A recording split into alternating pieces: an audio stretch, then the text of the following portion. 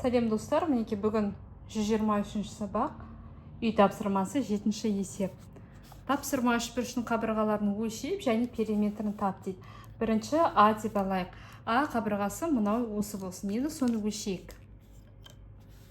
Өлшейтін болсақ, мінеке 5 сантиметрге тең.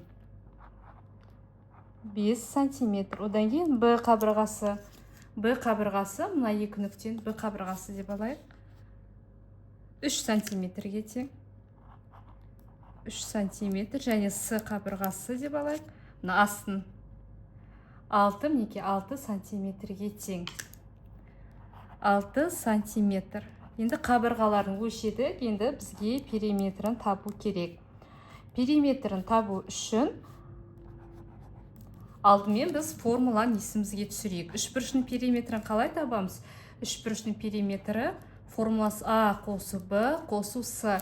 Яғни барлық қабырғаларының ұзындықтарын қосып шығамыз. Бұл жерде, яғни бізде П-ны табу үшін А 5 сантиметр қосу 3 сантиметр қосу 6 сантиметр.